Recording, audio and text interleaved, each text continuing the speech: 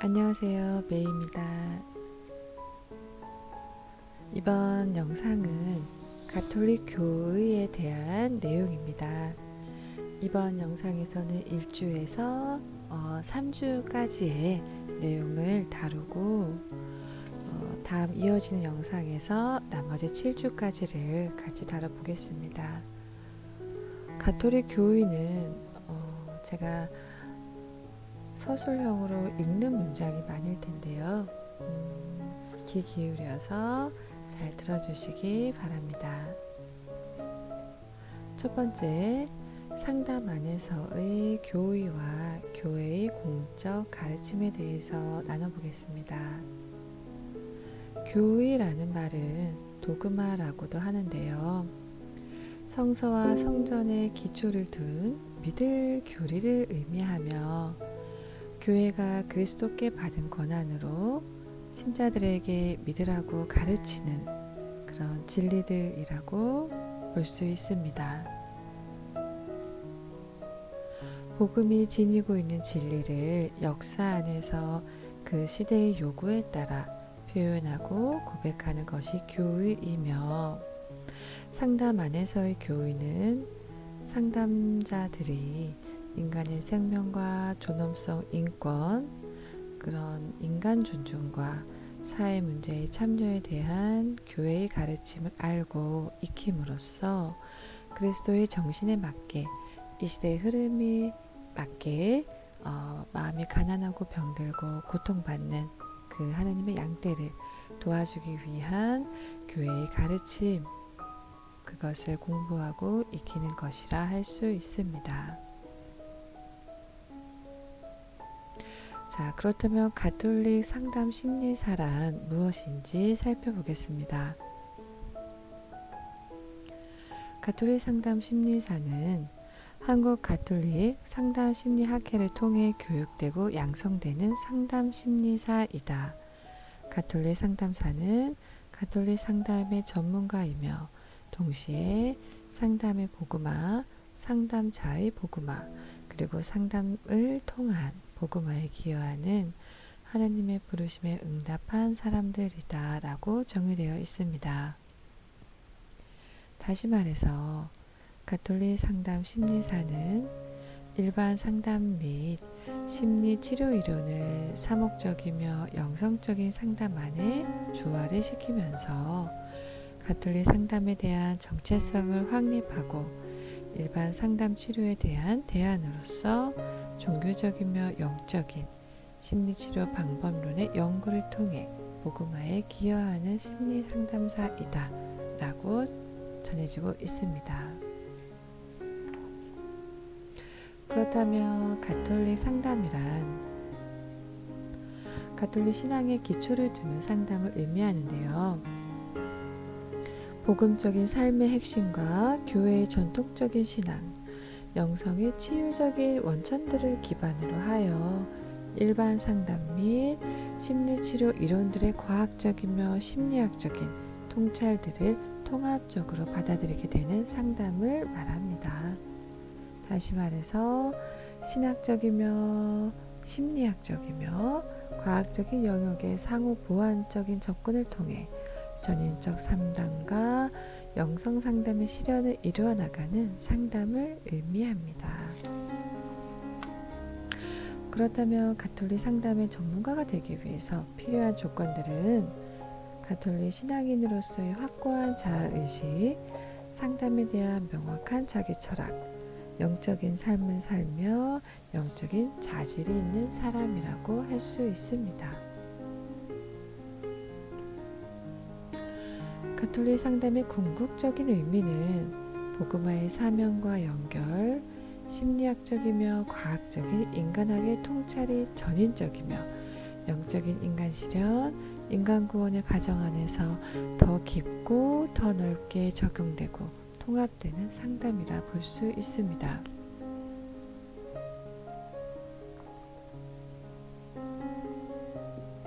자, 그렇다면 그 안에 있는 상담의 복음화, 상담자의 복음화, 상담을 통한 복음화, 이것을 이루어야 하겠죠.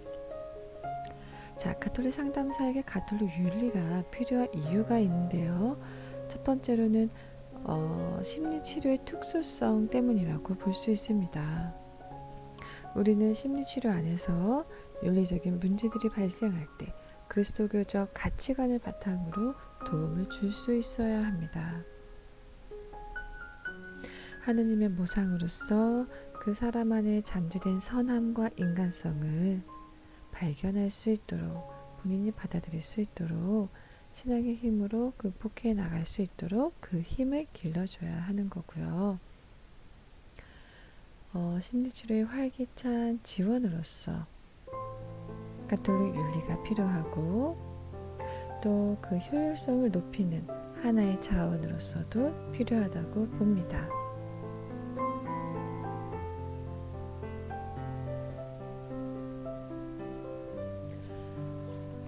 상담사이기 전에 가톨릭 신자로서의 기본적인 윤리가 있는데요.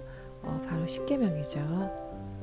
자, 1계명 하느님을 흠숭하라. 2계명 하느님의 이름을 함부로 부르지 마라. 3계명 주의를 거룩히 지내라. 4계명 부모에게 효도하라. 5계명 사람을 죽이지 말라. 6계명 간음하지 말라. 7계명 도둑질하지 마라. 8계명 거짓 증언을 하지 마라. 9계명 남의 아내를 탐내지 말라. 10계명 남의 재물을 탐내지 말라입니다. 또한 가톨릭 교회의 특징 4가지는 하나의 교회로서 유일성을 갖고 거룩한 교회이며 보편성을 갖는 교회이고 사도로부터 계승된 교회이다 라는 특징이 있습니다.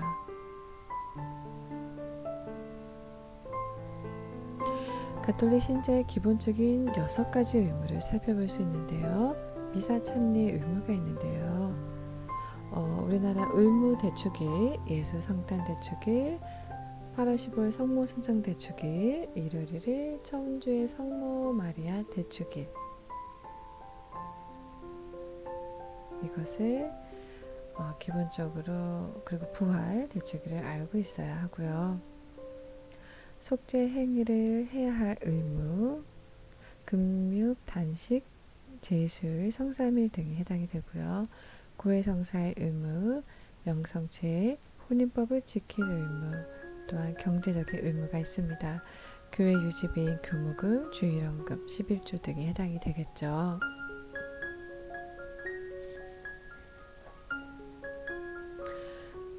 교회의 공적 가르침의 형식과 종류에서 교도권, 그리고 교회 공적 가르침을 살펴보겠습니다. 교도권이란 교회가 복음을 선포하는 임무를 유권적으로 이행하는 권한. 교회는 그리스도로부터 사제직, 예언직, 왕직을 받았는데 이 가운데 진리를 선포하는 임무를 예언직이라 하고 이에 상응하는 권리 의무를 교도권이라고 합니다.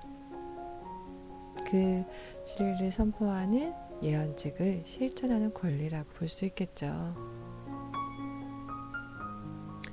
자, 교회의 가르침 중에 보편교회법과 지역교회법이 있습니다. 보편교회법은 전 세계의 모든 교회에 적응하기 위해서 교회의 최고권위 교황과 보편공의회에 의해 제정되는 법률이라고 볼 수 있고요. 개별교회법은 해당되는 지역교회에 적응하기 위하여 해당 지역교회 건의에 의하여 제정되는 법률이라 볼 수 있습니다. 우리 한국천주교 사목지침서가 해당이 되겠죠. 가톨릭 상담의 정체성 확립을 위한 개념이 몇 가지 있는데요. 첫 번째 죄, 성경적 관점에서의 죄는 사회적 공동체적 관점에서의 죄라고 볼 수 있습니다. 그래서 성경에서의 죄의 개념은 하느님이 주신 사랑의 선물을 간직하고 살아가기를 거절하는 것에 해당이 되겠죠. 자, 반대로 우리가 이 계약의 동반자로서 결합하여 살아가는 것, 충실, 이런 덕을 발전시켜 나가는 그런 것이 그 응답이라고 볼 수 있습니다.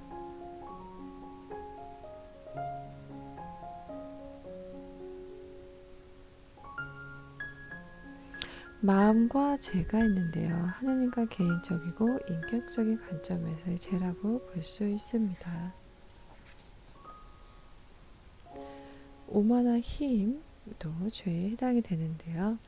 이성과 진리와 올바른 양심을 거스르는 행위로 하느님의 법에 어긋난 그런 말이나 행위, 욕망을 가리킨다고 합니다. 그런데 공통적으로 모든 죄는 자기 자신만을 향한 사랑에서 비롯된다고 하는데요. 이 죄에는 원죄, 본죄, 사회적 죄로 나뉠 수가 있습니다. 자, 원죄란 개인의 자유로운 행위 이전에 존재하는 악의 영향 안에 들어있는 인간의 조건입니다. 그리고 본죄는 위법이나 살인 같은 잘못된 행위를 통한 죄의 상태고요. 본죄 안에는 대죄, 소죄가 있습니다. 대죄는 중죄나 죽을 죄로서 하나님의 법을 크게 어기고 관계가 단절되는 그런 중대한 문제를 대상으로 하는 그런 고의적으로 저지른 죄라고 볼 수 있습니다. 소죄는 경죄에 해당이 되며 용서받을 수 있는 그런 죄라고 볼 수 있습니다. 그리고 사회적 죄가 있는데요. 사회구조의 억압에서 개인 선택의 결과로 나타나는 죄로서 개인적 죄가 축적된 결과이기에 개인적 책임이 불가피합니다. 악에 대한 윤리적 감정이 무뎌져 가는 것이 가장 위험하다고 볼 수 있죠. 자, 그렇다면 원죄란 내가 당하는 죄의 보편성에 해당이 되고요.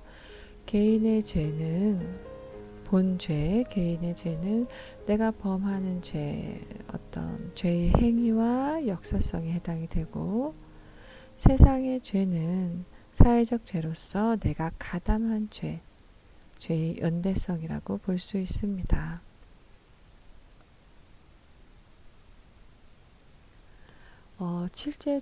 칠제종이라고 들어보셨을 텐데요. 사람의 마음 안에 자리 잡고 있는 악한 성향을 우리는 죄종이라고 하는데요.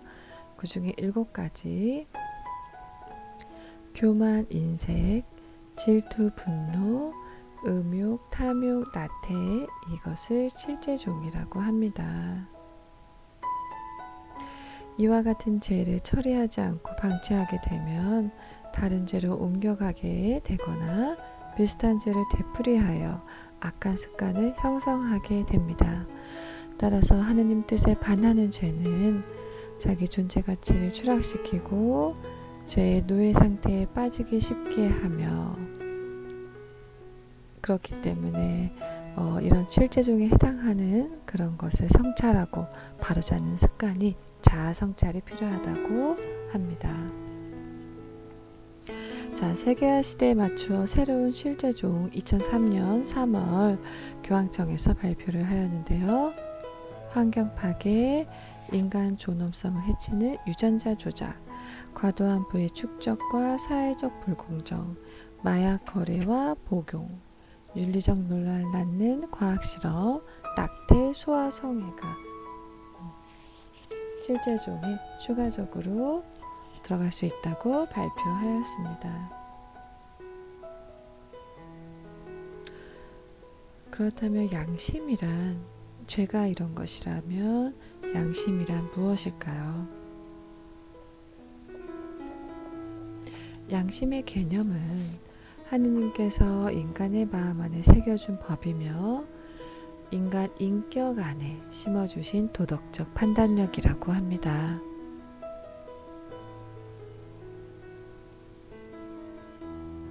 그 양심의 판단, 양심은 냉철한 이성의 판단이지 어떤 막연한 어진 마음이 아닙니다. 또한 양심은 사물의 진리와 허위를 식별하는 인식이 아니고 지금 행할 선과 피해야 할 악을 식별하는 실천적 판단력이라고 할 수 있습니다. 이런 양심을 형성하기 위해서는 개인의 노력도 필요하지만 사회와 교회는 양심 교육에 중대한 책임을 지니고 있습니다. 양심에 따른 선택으로는 하느님의 법이 인간의 법에 우선하고 선한 결과를 얻기 위해서는 악한 수단을 쓸 수 없습니다. 너희는 남에게 바라는 대로 남에게 해주어야 한다라는 마태복음 7장 12절에 나와 있지요. 따라서 양심이 판단을 해도 어떤 판단을 따를 것인지는 분명하지 않기 때문에 이러한 몇 가지 원칙을 참고해서 스스로 결정을 해야 한다고 합니다.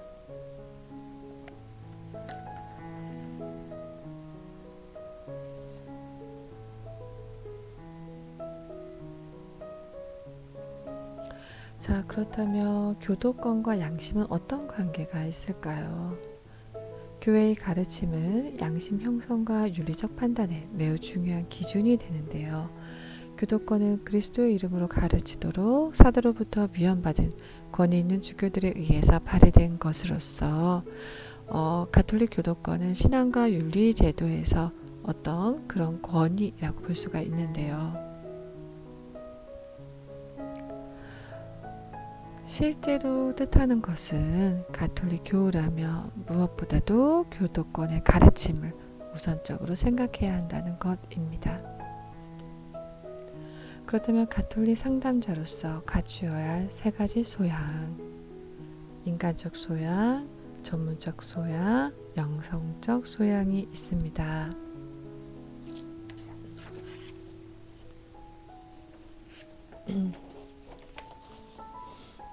인간적 소양은 내담자에게 영향을 끼칠 수 있는 상담자의 인격적인 면을 의미합니다.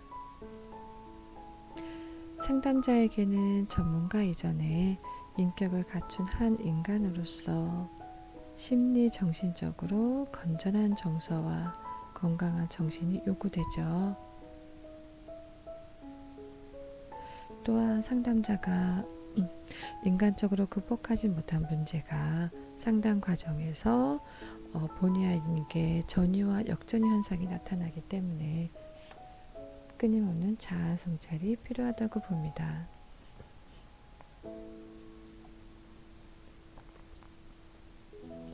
두 번째로 전문적인 소양을 볼 수 있는데요. 내담자를 이해하는 능력과 상담을 효과적으로 진행시키는 데 필요한 어떤 이론적인 지식과 실제적인 기술의 보유가 필요하다는 이야기입니다. 객관성, 명확한 판단 능력, 효과적인 대처 능력의 함양, 그리고 다양한 상담의 이론과 기술에 대한 연구, 지속적인 자기 개발, 이런 것들이 요구가 되죠. 유능한 상담자는 끊임없는 노력, 자기 성찰, 훈련을 통해 만들어져 가는 것이라고 합니다. 마지막으로 영성적 소양, 인간의 영혼을 사랑하며 영혼을 구원하고자 하는 종교적인 차원의 소양을 의미하는데요. 가톨릭 상담자의 궁극적인 상담의 목표 중 하나는 내담자가 하느님 안에서 성숙한 영성생활을 하도록 돕는 것입니다. 따라서 상담자의 소명의식, 성경에 대한 지식, 성사생활의 충실성, 바른 신앙적 태도, 복음적이며 선교적인 자세가 필요합니다.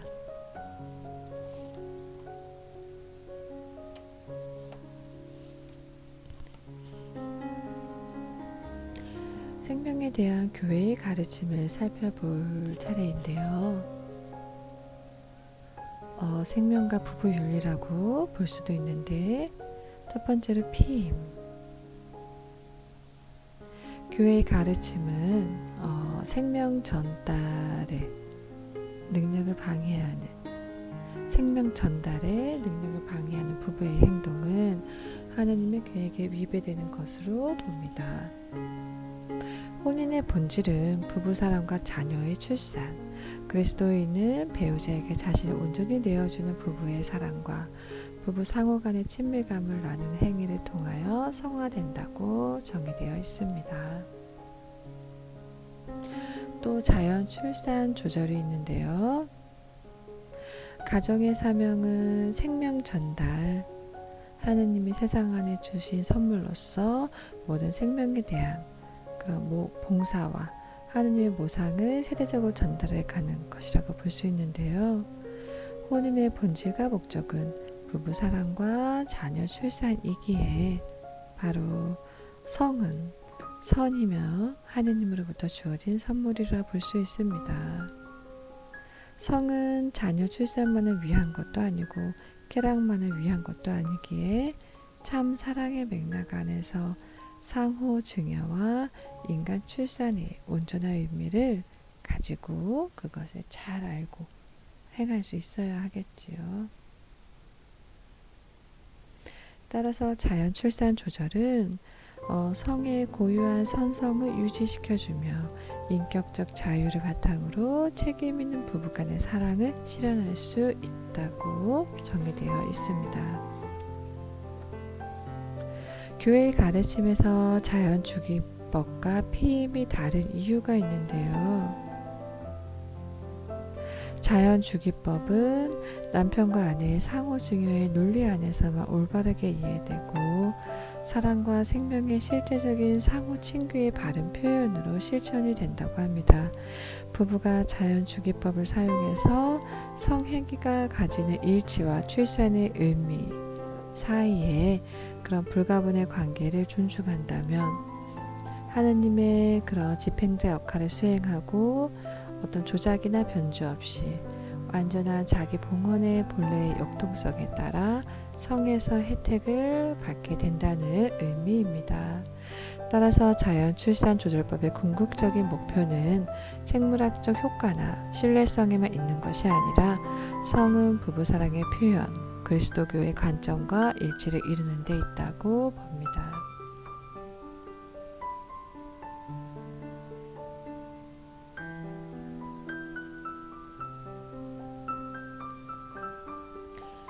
임신을 원하지 않은 임신이든 그럴 때 우리가 선택하는 낙태, 인공 임신 중절이 있는데요.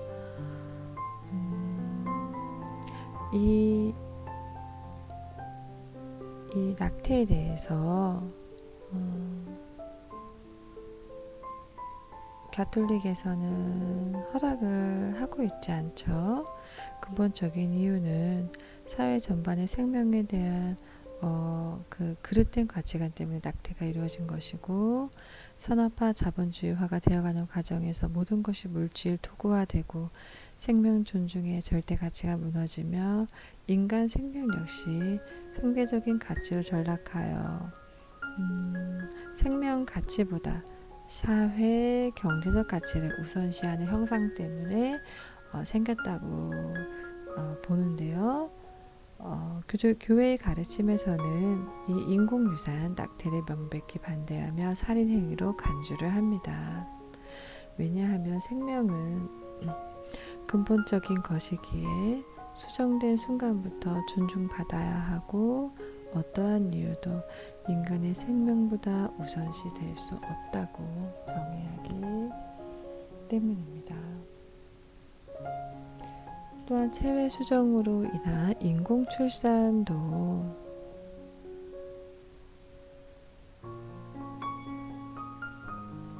자녀를 갖고자 하는 열망이 아이를 가질 권리를 부여하는 것은 아니다. 아이는 주체로서의 존엄성을 지닌 어엿한 한 사람의 인격체이기 때문이다. 그래서 이것 또한 윤리성의 문제가 된다고 보고 있습니다.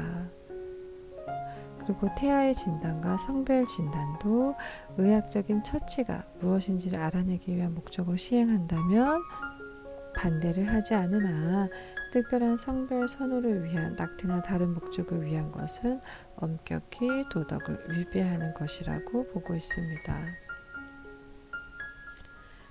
제왕절개술 임산부와 태아를 살리기 위한 불가피한 상황에서는 당연히 어쩔 수 없지만 불필요한 제왕절개술은 막아야 한다는 입장이죠. 왜냐하면 자연의 훼손과 생명 탄생의 신비를 침해하고 자연법에 의한 생명의 이치를 그대로 보존하는 것이 가톨릭 의료기관의 자세이기 때문입니다. 마지막으로 사형 제도는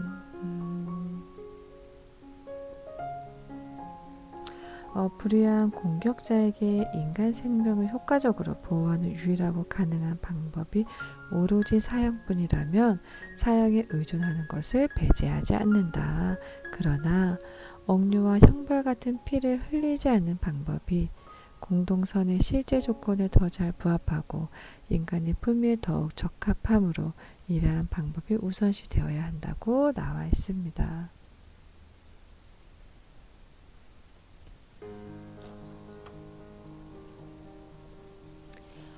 이렇게 가톨릭 교회에 있는 상담원에서의 가톨릭 상담, 그리고 가톨릭의 그런 정체성 확립하기 위해서 죄에는 어떠한 것들이 있으며 양심에는 어떠한 것들이 있는지, 그리고 그 죄의 종류,